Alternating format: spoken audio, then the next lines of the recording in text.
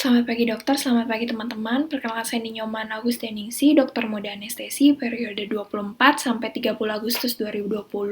Pagi ini saya akan menjelaskan sedikit tentang penggunaan nonsteroid antiinflamasi dalam manajemen nyeri, khususnya itu adalah penggunaan aspirin. Sebagai pendahuluan di mana OAIN satu obat antiinflamasi nonsteroid atau nonsteroid antiinflamasi drug dalam bahasa Inggrisnya itu merupakan suatu obat-obatan non-steroid yang dapat menekan gejala dan juga tanda-tanda peradangan. Nah, dari OAIN sendiri memiliki beberapa kelas kimia, namun kelas kimianya tersebut berbeda-beda cara kerjanya dan juga memiliki efek selain antiinflamasi itu sendiri, seperti memiliki efek antipiretik, analgesik, maupun antitrombotik. Selanjutnya saya akan lebih membahas tentang aspirin, di mana aspirin merupakan salah satu bentuk dari kelas kimia dari OAINS yang cara kerjanya itu adalah non-selektif sehingga memiliki beberapa efek samping yang akan dijelaskan kemudian. Sebelum saya menjelaskan lebih lanjut tentang aspirin, kita perlu ketahui bahwa dari tubuh kita respon nyeri akan timbul misalnya pada saat kita terluka. Kita terluka, maka otomatis sel-sel tubuh kita, jaringan tubuh kita akan mengalami adanya misalnya kayak kita terluka, tergores pisau, otomatis sel-sel tersebut akan mengalami kerusakan. Bagaimana respon sel tersebut terhadap kerusakan, yaitu sel-sel tersebut akan merespon dengan mengeluarkan suatu senyawa yang dinamakan dengan asam halidonat. Asam halidonat ini nantinya akan diubah menjadi prostaglandin oleh suatu enzim yang dinamakan siklooksigenase. Dari tubuh kita dikenal dengan enzim siklooksigenase D1 dan siklooksigenase 2. Perbedaannya sendiri, kalau siklooksigenase 1 timbul dan bertujuan dalam proses homeostasis, sedangkan yang COX-2 ini lebih muncul pada saat terjadi inflamasi ataupun cedera. Kemudian oleh enzim COX ini akan mengubah arachidonic acid menjadi prostaglandin. Nah, prostaglandin inilah yang merupakan suatu mediator inflamasi yang nantinya akan dikenali oleh reseptor nyeri dari tubuh di perifer dan akan diteruskan ke medula spinalis, yaitu di dorsal root ganglia. Nah, dari dorsal root ganglia kemudian akan bersinaps dan kemudian akan diteruskan ke talamus dan juga korteks cerebri. Di korteks cerebri, nanti otak kita akan mendefinisikan bahwa apa yang terjadi pada kita saat ini merupakan suatu nyeri. Untuk selanjutnya, dari COX-1 dan COX-2 ini akan mengeluarkan prostaglandin. Prostaglandin ini umumnya akan berikatan pada jaringan-jaringan sekitar, yaitu bisa ke endotel, kemudian ke ginjal, ke otak, kemudian ke trombosit, makrofag, kemudian ke otot-otot polos lainnya. Nah, salah satu karena dia ini beragam target ke jaringannya, maka akan menimbulkan suatu gejala klinis yang beragam juga jika COX-nya ini dihambat. Misalnya COX-1 dihambat, akan terjadi manifestasi klinis seperti apa, ataupun kalau misalnya keduanya dihambat, akan terjadi manifestasi klinis seperti apa, tergantung dari obat-obatan yang digunakan memiliki cara kerja seperti apa.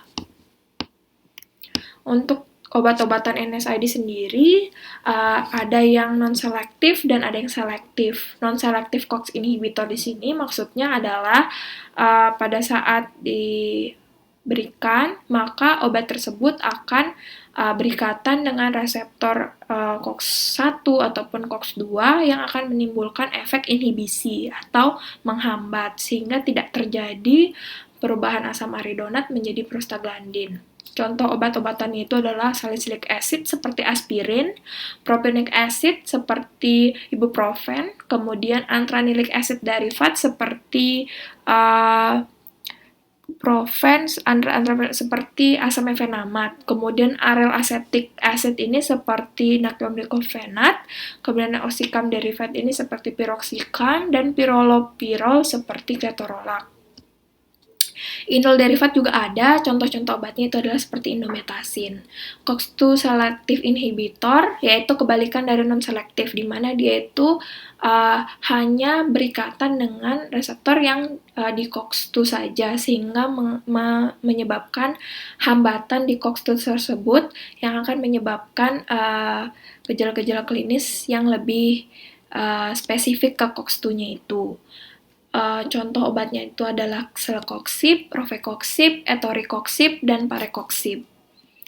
Untuk selanjutnya, saya akan membahas tentang aspirin atau asam asetilsalisilat, yaitu mulai dari farmakokinetika, farmakodinamika, penggunaan klinis, dosis dan sediaan, cara penggunaan, serta efek samping yang dapat ditimbulkan.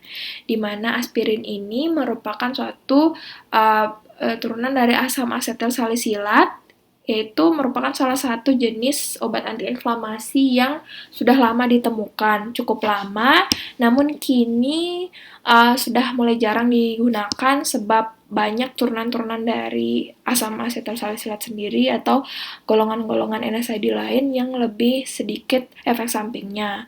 Sedangkan untuk cara kerjanya sendiri yaitu akan mengikatkan asetil yang dia punyai pada residu serin dari siklooksigenase, sehingga menghambat kerja enzim siklooksigenase itu secara irreversibel dalam memproduksi prostaglandin. Misalnya pada gambar, yaitu yang aktif itu akan mempunyai ikatan hidroksida karena berikatan dengan asam asetil salisilat, maka akan menginaktivasi enzim siklooksigenase ditandai dengan tidak adanya lagi ion hidroksida. Kemudian khasnya dari aspirin ini yaitu dia menghambat kerja enzim siklooksigenase secara irreversibel, sedangkan NSAID lain akan menghambat kerja enzim siklooksigenase itu secara reversibel. Untuk farmakokinetiknya sendiri, mulai dari absorpsi, distribusi, maupun metabolisme, aspirin sendiri akan diabsorpsi dari saluran pencernaan, kemudian akan segera dihidrolisis menjadi asam salisilat, dan akan memiliki puncak dosis di plasma yaitu sekitar 1-2 jam. Untuk distribusi sendiri, setelah diminum melalui obat oral, kemudian akan diabsorpsi di saluran cerna, maka dia akan ke saluran ke peredaran darah, yaitu dikatakan 80-90% salisilat akan terikat dengan protein plasma, yaitu terutama albumin.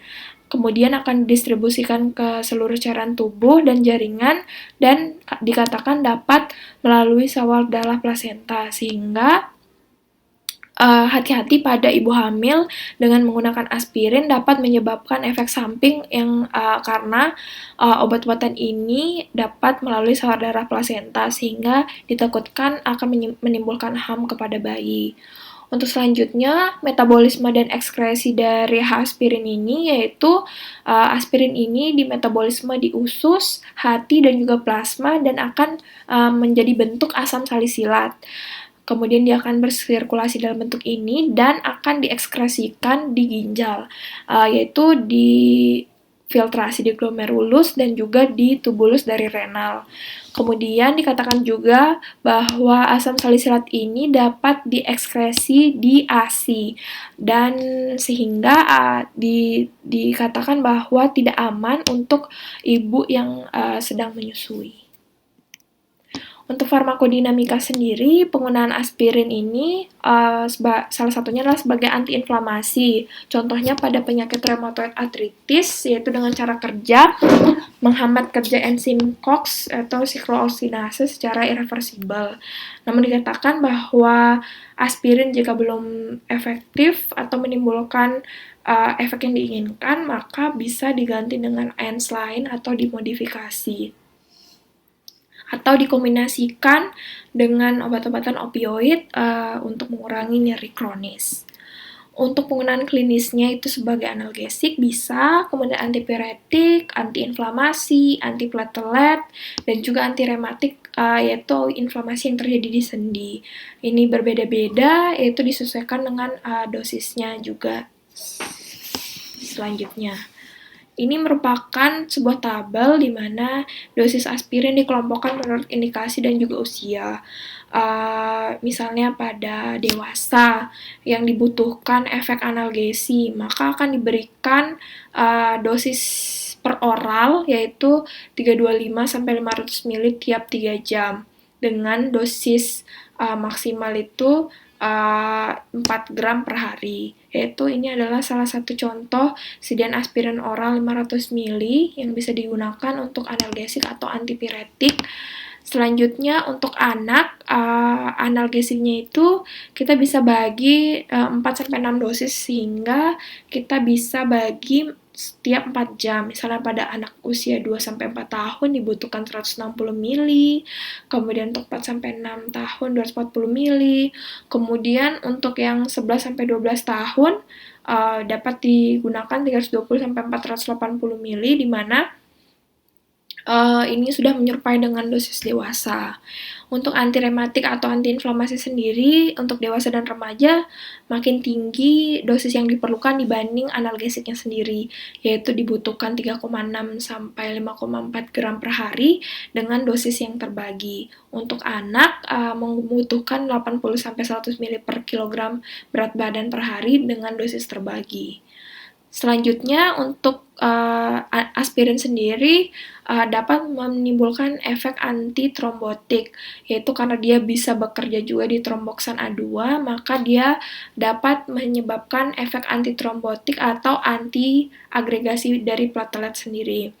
Dosis yang dibutuhkan yaitu tergantung, apabila kasusnya tanpa komplikasi yaitu bisa sediaan 81-325 ml per hari, dengan aspirin dengan sediaan kardio itu ada yang 100 ml.